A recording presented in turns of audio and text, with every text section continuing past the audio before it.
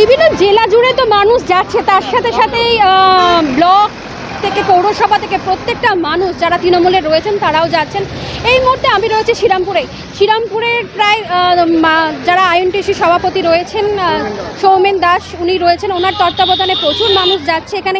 তার সাথে সাথে আরও শাখা সংগঠন থেকে শুরু করে মানুষরা তার সেই যোগ দিয়েছেন এবং প্রায় 10,000-এর ওপর মানুষ তাদের একসাথে ট্রেনেতে করে একেবারে ধর্মতলার উদ্দেশ্যে তারা রওনা দিয়েছে। তাদের একটাই উদ্দেশ্য, মুখ্যমন্ত্রী মমতা বন্দ্যোপাধ্যায় তৃণমূল সুপ্রিম কী বার্তা দেন, কীভাবে তারা সংগঠনকে এগিয়ে নিয়ে যাবে। আগামী দিনে 26-এ নির্বাচন রয়েছে, সেই 26-এর নির্বাচনের জন্য কী বার্তা দেবেন, আগামী দিনে দল কীভাবে চলবে সেই কথা শোনার জন্য তারা অপেক্ষায় রয়েছে এবং তারা একেবারে ভিড় জমাচ্ছে। ধর্মতলা ট্রেনে করে ধর্মতলার উদ্দেশ্যে তারা রওনা দিয়েছে।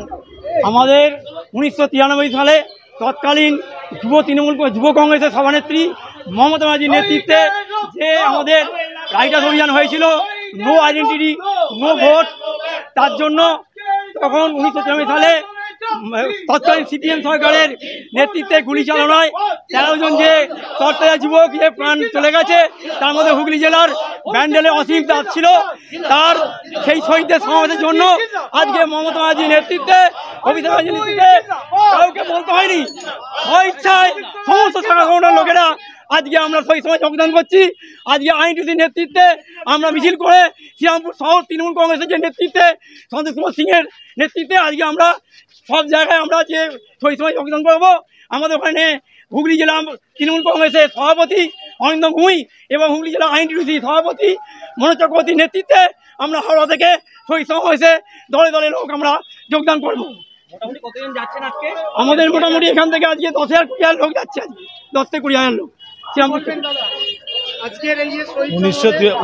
1993 সালে Mamata Bandyopadhyay no identity card no ভোটের যে কথা বলে যে আন্দোলনের কথা বলেছিলেন, সেই আন্দোলনকে নিয়ে সেই দিনকার আন্দোলন পরবর্তীকালে ভারতবর্ষের বুকে প্রতিষ্ঠা লাভ করেছে। আইডেন্টিটি কার্ডের মাধ্যমে ভোটদান হয়। তো মমতা বন্দ্যোপাধ্যায় যে স্মৃতি তর্পণ করছেন, 13 জন শহীদের কথা চিন্তা করে মমতা বন্দ্যোপাধ্যায়ের যে স্মৃতি তর্পণ, সেই স্মৃতি তর্পণের উদ্দেশ্যে আমরা উপস্থিত হব। লাখো লাখো মানুষের সমাবেশ ইতিমধ্যেই আমরা সংবাদ মাধ্যমে দেখতে পেয়েছি। প্রায় 1,02,000 লোক জমায়েত হয়ে গেছে, অলরেডি জমায়েত হয়ে গেছে। আরও লক্ষ লক্ষ মানুষ শিয়ালদা, হাওড়া, শ্যামবাজার, দক্ষিণ কলকাতা থেকে আসবে। আমরা আজকে সেখানে উপস্থিত হয়ে আমরা স্মৃতি তর্পণ করবো এবং মমতা বন্দ্যোপাধ্যায় আগামী দিনে রাজনৈতিক ভবিষ্যতের কথা চিন্তা করে কি বক্তব্য রাখেন সে কথা আমরা শুনব। চাওয়া নয় ভারতবর্ষ সন্ত্রাসমুক্ত হোক, ভারতবর্ষের যে ক্ষমতাসীন যে রাজ্য সরকার যে সরকার রয়েছে সেই সরকারকে কিভাবে নামিয়ে দিয়ে ভারতবর্ষকে আবার সকলের ভারত আবার জগৎ সভায় শ্রেষ্ঠ আসন কীভাবে লাভ করে তার ব্যবস্থা আমরা করি।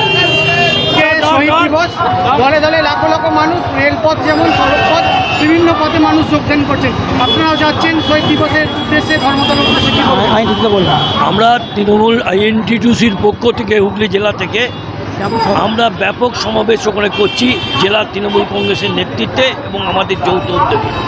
আমরা এটা কেন করছি, আপনারা সবাই জানেন যে 77 সালের পর থেকে যতগুলো নির্বাচন হয়েছে সেই নির্বাচনে মানুষের গণতান্ত্রিক অধিকার প্রকাশ পেত না। তাই Mamata Bandyopadhyay no identity card no ভোটের দাবিতে মহাকরণ অভিযানের ডাক দিয়েছিলেন।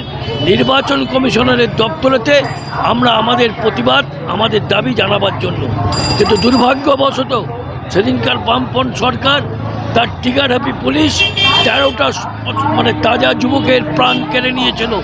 তাই তাদের শহীদদের স্মৃতির উদ্দেশ্যে এবং গত 34 বছরে লক্ষ হাজার হাজার তৃণমূল এবং কংগ্রেসের কর্মী যাদের হত্যা করা হয়েছিল তাদের প্রত্যেকের স্মৃতির উদ্দেশ্যে আজকে আমরা শহীদ তর্পণ করতে ওখানে যাচ্ছি। এবং আগামী দিন আমাদের চলার পথ কী হবে তা মমতা বন্দ্যোপাধ্যায় সেখান থেকে নির্দেশ দেবেন, অভিষেক বন্দ্যোপাধ্যায় নির্দেশ দেবেন। সেই নির্দেশকে আমরা পাথেয় করে আগামী 2026-এর বিধানসভার লক্ষ্যে আমরা আমাদের সংগঠনকে আরও মজবুত করব, এগিয়ে নিয়ে ও জনগণের স্বার্থে।